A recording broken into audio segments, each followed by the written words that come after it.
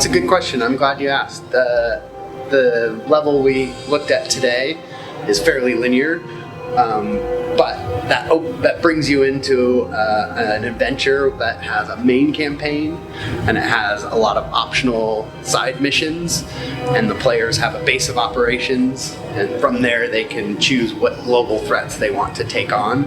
So it's not one location in that open world sense. Instead, it's a base of operations and a world full of missions.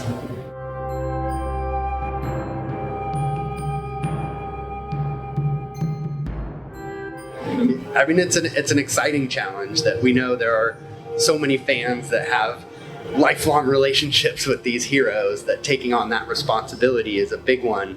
But we definitely wanted to take players on an adventure they haven't seen before for these characters, and that in order to do that, we worked closely with Marvel. We worked with people like Bill Roseman, who also worked with the Spider-Man game, so he has a great understanding of games, but he just has a vast wealth of knowledge about Marvel lore and stuff. So that through that collaboration, we really have achieved a sense of authenticity, even as we're offering something fresh and unique to players.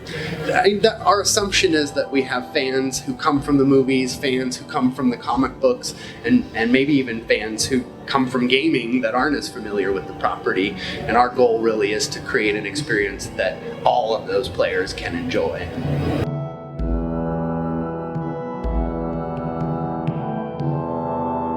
We have the 5 heroes we're talking about today. So we have Captain America, Thor, Hulk, Black Widow, Iron Man.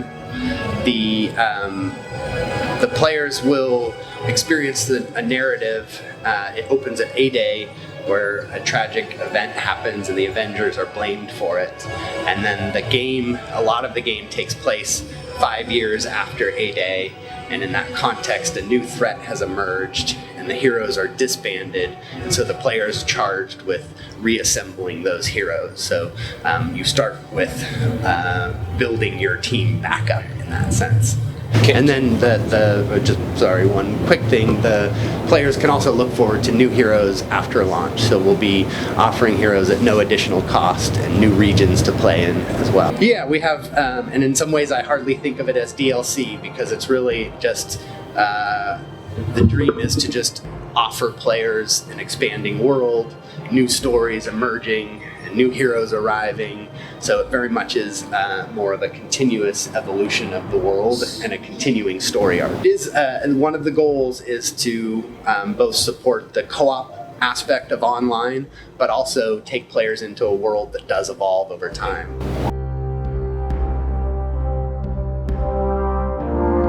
We are excited to add skins, some of them original designs from Crystal Dynamics, and a lot of them inspired by fan favorites from the Marvel Universe as well.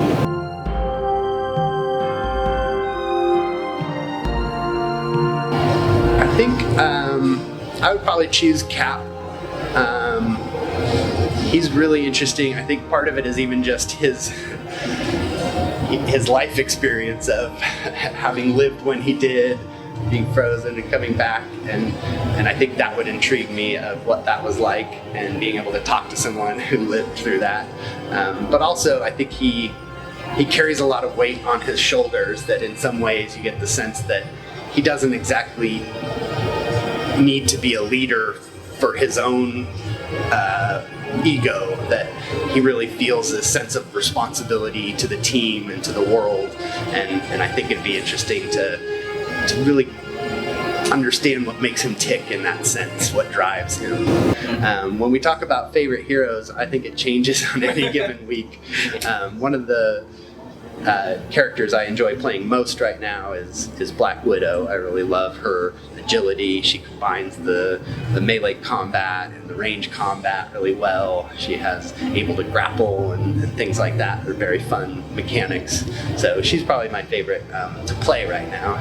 My name is Noah Hughes. I'm Studio Creative Director at Crystal Dynamics, and we're excited to be revealing Marvel's Avengers today, and I hope everyone enjoys it. Thank you for coming, and it's a pleasure.